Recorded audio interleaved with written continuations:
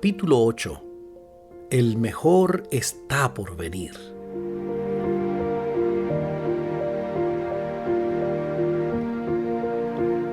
Vendré para llevármelos conmigo. Así ustedes estarán donde yo esté. Juan 14:3.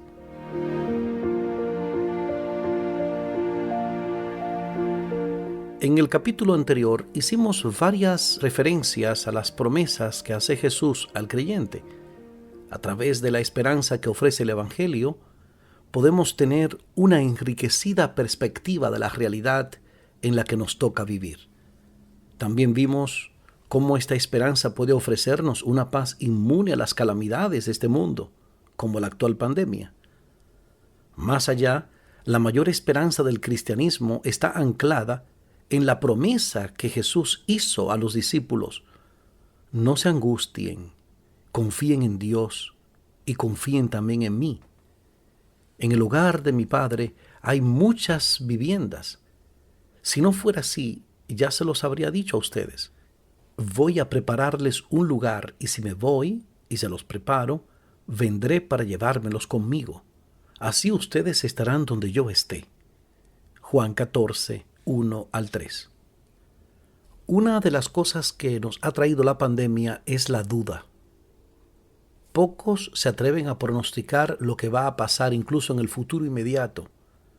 El coronavirus ha alterado todos los datos que servían de fundamento para las proyecciones. No obstante, el mensaje de la Biblia no se ve afectado por los cambios que pueda generar esta crisis. Sus profecías siguen siendo dignas de confianza hoy. En la Biblia no solo encontramos certeza para el presente, sino también esperanza para el futuro. Alguien podría preguntarse, ¿la segunda venida de Jesús puede ser una promesa aceptada en el siglo XXI? ¿Tiene sentido seguir creyendo en ella? ¿Existe alguna evidencia fuera de la Biblia que nos pueda indicar que esto realmente podría ocurrir? ¿Podría el mundo tal cual lo conocemos terminar? Por último, Jesús dijo esto hace más de 2000 años y aún no ha ocurrido. ¿Será que hay razones suficientes para creer que finalmente sucederá? Alguno podría opinar que demandar evidencias iría en contra de la fe. Sin embargo, la fe que la Biblia ofrece no es una fe ciega, sino una fe basada en la evidencia que Dios mismo ha dado mediante la Escritura, la creación, la historia, etc. Es decir, que la fe puede ser explicada de forma racional. En este sentido, el apóstol Pedro afirma: más bien honren en su corazón a Cristo como Señor. Estén siempre preparados para responder a todo el que les pida razón de la esperanza que hay en ustedes. Primera de Pedro 3:15. En la Biblia podemos encontrar suficiente evidencia para confiar en que Jesús va a cumplir la promesa de su regreso. Este capítulo se centra precisamente en analizar parte de esa evidencia. Para ello, nos auxiliaremos de la historia, que junto a la razón humana y la naturaleza, forman la revelación de Dios que cualquier persona puede conocer. Considerando las profecías bíblicas y la documentación de su cumplimiento registradas por los historiadores en distintas épocas, podríamos comprobar si la Biblia ha acertado en predecir eventos en el pasado. Mediante una proyección podemos tener la certeza del cumplimiento de las profecías futuras. Así comprobaremos si tiene sentido esperar la segunda venida de Cristo y prepararnos para ella. Profecía sobre el destino de Egipto. Egipto fue una de las principales civilizaciones del mundo. Su arte adorna grandes museos. Su historia se relata en los libros de texto escolares. Sus enormes monumentos aún nos impresionan. Además, muchos sucesos bíblicos tuvieron lugar en ese país o estuvieron relacionados con él. Y en la Biblia encontramos más de 700 referencias a Egipto y a su pueblo. Sin embargo, la Biblia predijo su decadencia, así lo registra el profeta Ezequiel. Cambiaré la suerte de Egipto y los haré volver a Patros, en el sur de Egipto, de donde provenían. tierra de sus antepasados. Allí formarán un reino humilde.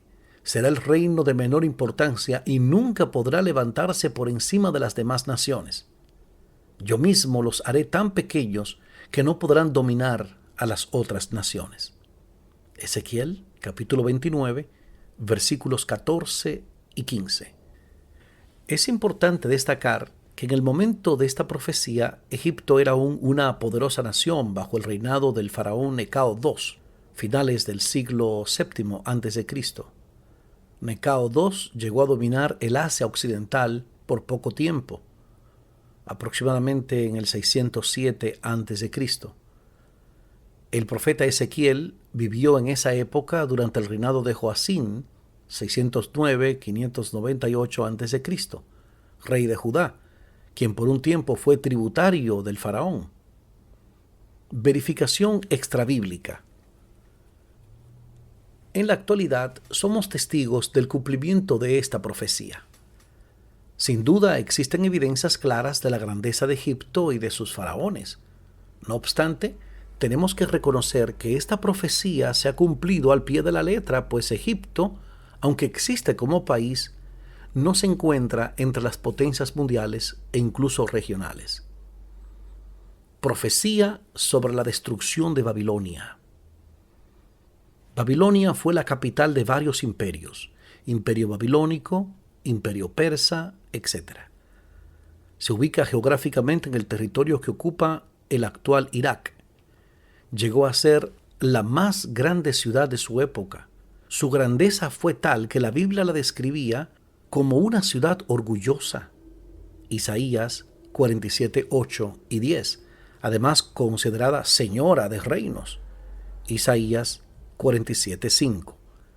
La grandeza de Babilonia descrita por la Biblia es corroborada no solo por la impresionante puerta de Ishtar, que actualmente se encuentra en el Museo de Pérgamo en Berlín, Alemania, sino que podríamos citar cómo consideraban la ciudad sus propios habitantes. Babilonia, la pujanza de los cielos. Babilonia, la ciudad donde el lujo es inagotable. Babilonia, la ciudad de la verdad y la justicia. Babilonia, la ciudad que une el cielo y el mundo y el inferior.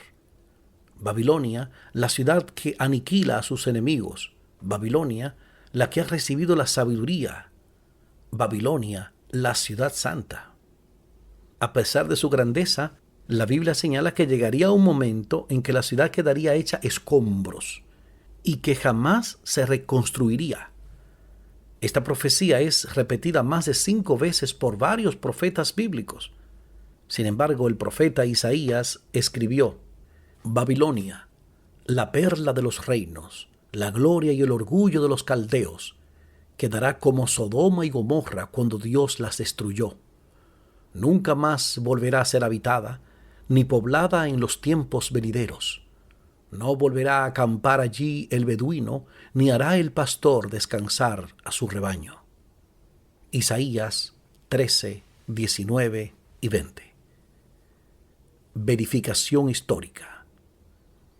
No es difícil comprobar el cumplimiento de esta profecía, pues han pasado más de 2500 años desde que Isaías escribió estas palabras, y aunque podemos constatar la existencia de la antigua ciudad de Babilonia, sus grandes templos y edificios majestuosos son en la actualidad un montón de ruinas que han quedado como testigos silenciosos de la fidelidad de la Biblia. Profecía sobre la destrucción del Templo de Jerusalén. Por último, nos gustaría presentar otra profecía bíblica que se ha cumplido de manera exacta. Me refiero a la destrucción del Templo de Jerusalén. Mucho se ha hablado de la grandeza y esplendor de aquel majestuoso edificio, que fue el orgullo del pueblo judío. Sin embargo, el Evangelio de Mateo recoge una profecía hecha por Jesús sobre el destino del templo. Jesús salió del templo y mientras caminaba, se le acercaron sus discípulos y le mostraron los edificios del templo. Pero él les dijo: ¿ven todo esto? Les aseguro que no quedará piedra sobre piedra, pues todo será derribado. Mateo 24, 1 y 2. Verificación extrabíblica. Muchas veces las noticias internacionales hacen referencia al Muro de las Lamentaciones, que es parte de lo que queda del templo. Por lo tanto, podríamos decir que la profecía de Jesús sobre la destrucción de Jerusalén se cumplió al pie de la letra. Además, podemos conocer parte de los eventos del preciso momento de su destrucción por los romanos en el año 70 después de Cristo. Sulpicio Severo, abogado e historiador romano, conservó el siguiente relato. Tito, el general encargado de la invasión a Jerusalén, primero tomó consejo y consideró si debía destruir obra tan magnífica como la del templo. Muchos opinaron que una obra que excedía por su carácter sagrado a todas las demás obras mortales no debiera destruirse, pues si se salvaba, serviría de testimonio de la moderación romana, mientras que su destrucción sería una eterna ostentación de salvajismo. Otros, por el contrario, entre los que se encontraba el propio Tito, expresaron la opinión de que el templo, con mayores motivos, debía ser arrasado para abolir por completo las religiones judía y cristiana, pues, aunque estas dos religiones eran hostiles entre sí, habían surgido de los mismos fundadores. Los cristianos eran una rama de los judíos, y si se arrancaba la raíz, desaparecerían también las ramas. La Biblia es digna de confianza. Hemos verificado solo 3 de los cientos de profecías bíblicas que podríamos citar y cuyo cumplimiento exacto está validado por la historia extrabíblica. Solo en la vida de Jesús se cumplieron más de 300 profecías del Antiguo Testamento. Algunas otras profecías relevantes son el surgimiento en el orden exacto de los grandes imperios mundiales, la Revolución Francesa e incluso el surgimiento de los Estados Unidos como potencia mundial. Como vemos, la fe que propone el cristianismo está basada en la evidencia comprobada de hechos reales. Mediante estas pruebas documentadas y verificables del cumplimiento de las profecías, queda claro que la Biblia es un documento profético digno de confianza. El arqueólogo estadounidense Nelson Glueck, quien descubrió 1500 sitios antiguos y apareció en la portada de la revista Time, dijo: «Llevo 30 años excavando con la Biblia en una mano y la pala en otra. Y en cuestión de perspectiva histórica, nunca he visto que la Biblia esté equivocada. Pero, ¿podría la casualidad explicar el cumplimiento de las profecías que hemos repasado? Hay algo que podemos hacer para darnos cuenta de si pudo haber sido casualidad. Podemos hacer una sencilla validación de la exactitud de las profecías considerando lo que la Biblia dice sobre estos 3 lugares de la antigüedad. Egipto se convertiría en un reino humilde en comparación con los otros reinos. Ezequiel 29:15, comprobado. 2. Babilonia llegaría a ser un montón de escombros y nunca más sería habitada. Ezequiel 29:15, comprobado. 3. Templo de Jerusalén. Su majestuoso templo sería destruido. No quedará piedra sobre piedra, todo será derribado. Marcos 13:2, comprobado. 3 de 3. Queda demostrado que la casualidad no puede ser la explicación del cumplimiento de estas profecías, que además no tiene nada de ambigüedad. De ese modo podemos concluir que la Biblia es lo que asegura ser: la palabra del Dios eterno, todopoderoso, que nos ama con amor infinito. La gran profecía. Llegados a este punto, podríamos concluir que, basados en el cumplimiento de las profecías bíblicas y su verificación histórica, es sensato aceptar la veracidad de las profecías que aún están pendientes de cumplirse, en especial la relacionada con la segunda venida de Cristo. Te invito a que repasemos cómo expresa la Biblia esta gran profecía que cobra sentido y valor en medio de la crisis del coronavirus. De hecho, Jesús dijo: cuando comiencen a suceder estas cosas, pestes como el coronavirus, cobren ánimo y levanten la cabeza, porque se acerca su redención. Lucas 21-28. Mateo 16-27. Porque el Hijo del Hombre ha de venir en la gloria de su Padre con sus ángeles, y entonces recompensará a cada persona según lo que haya hecho. Tito 2:13. Mientras aguardamos la bendita esperanza, es decir, la gloriosa venida de nuestro gran Dios y Salvador Jesucristo. Primera de Tesalonicenses 4:16 y 17. El Señor mismo descenderá del cielo con voz de mando, con voz de arcángel y con trompeta de Dios. Y los muertos en Cristo resucitarán primero. Luego, los que estemos vivos, los que hayamos quedado, seremos arrebatados junto con ellos en las nubes para encontrarnos con el Señor en el aire, y así estaremos con el Señor para siempre. Apocalipsis 1:7.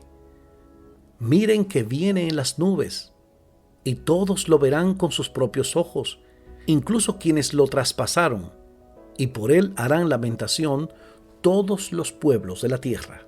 Así será. Amén. Considerando las profecías del pasado y su fiel cumplimiento, tenemos la plena certeza de que Jesús va a regresar para establecer un mundo nuevo, donde Dios mismo enjugará toda lágrima de los ojos. Ya no habrá muerte, ni llanto, ni lamento, ni dolor, porque las primeras cosas han dejado de existir. Apocalipsis 21:4. En conclusión, hoy más que nunca podemos alzar la voz y decir al mundo que aún hay esperanza, que tiene sentido vivir la vida a pesar del coronavirus, que amar es más necesario que nunca, que al final del túnel se ve la luz, una más brillante que el sol, que Dios sigue estando al control del mundo. Algunos dicen que lo mejor está por venir, y estoy de acuerdo, pero lo mejor no vendrá por sí solo. Por eso digo, el mejor está por venir, Cristo Jesús. Él traerá lo mejor.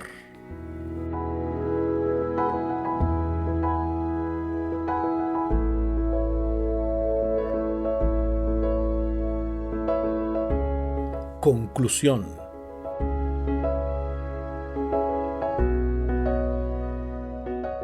El coronavirus es una tragedia, de esto no cabe duda.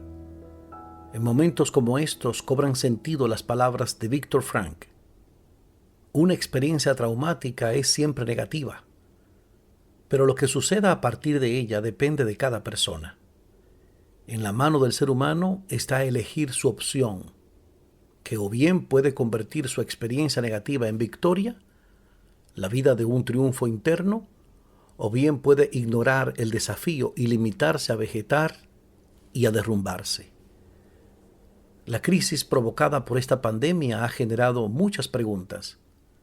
¿Quién está detrás de esto? ¿Cuál es el papel de Dios mientras el coronavirus nos golpea?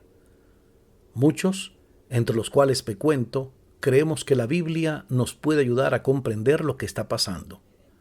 Lo que esta obra ha abordado es solo una aproximación a lo que la Biblia tiene que decir al respecto. Conociendo la cosmovisión bíblica, hemos obtenido respuesta a varias de las principales preguntas que ha generado esta pandemia.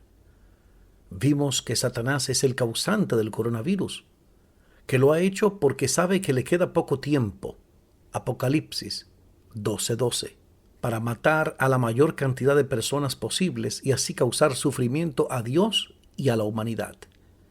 Vimos que desde la antigüedad Dios es un guerrero contra las pandemias y que cuando estuvo con nosotros gran parte de su ministerio lo dedicó precisamente a andar de ciudad en ciudad, sanando toda enfermedad y toda dolencia en el pueblo. Mateo 4:23. A su partida, este legado fue seguido fielmente por los cristianos. Así se evidencia al estudiar las historias de la peste antonina en el siglo II, la peste bubónica en el siglo XVI y la influenza de principios del siglo XX. Frente a la pandemia del coronavirus, el compromiso de continuar este legado recae en la Iglesia como organización y en cada cristiano como individuo. Estos, por la certeza que les da el Evangelio, pueden tener paz y fuerzas, no solo para mantenerse de pie durante la crisis, sino para ayudar a aliviar la carga de otros que sufren. Esta certeza está fundada en la seguridad de la promesa de la segunda venida de Cristo.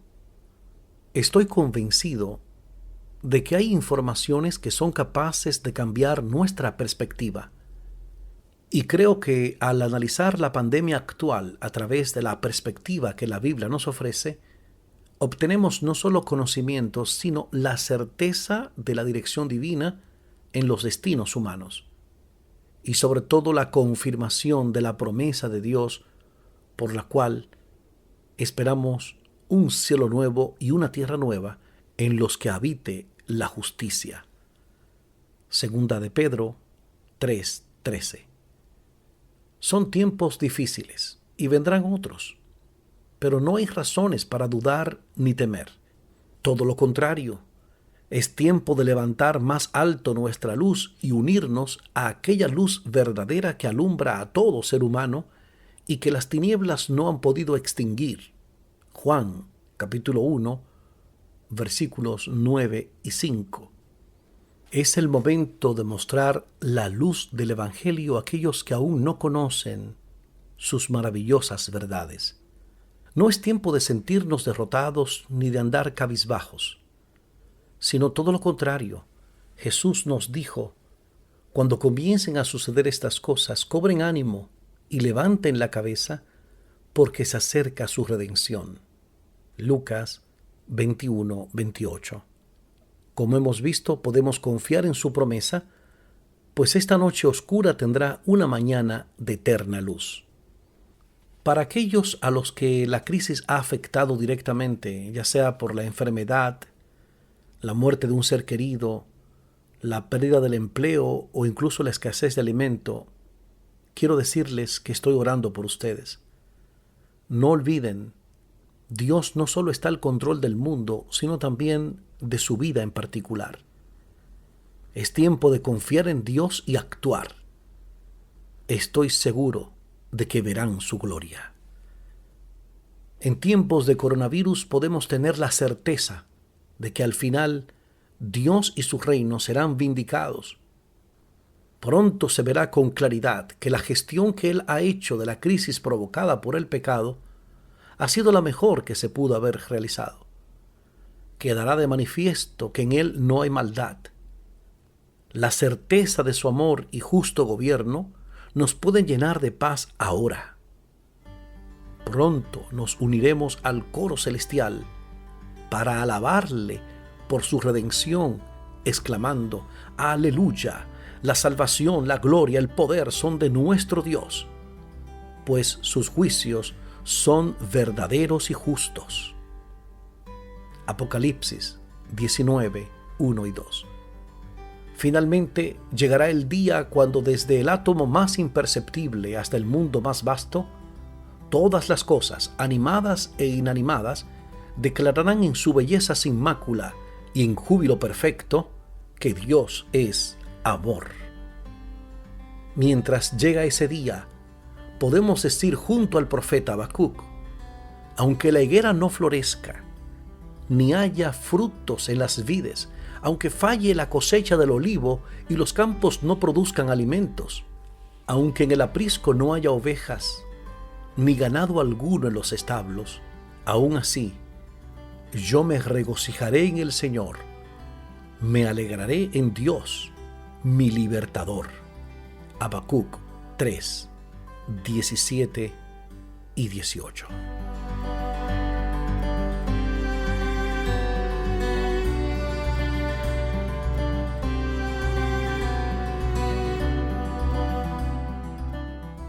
Esta ha sido la edición en audio del libro Sin Escape, El Coronavirus y la Biblia, escrito por Luis Rafael Fajardo, narrado por Omar Medina.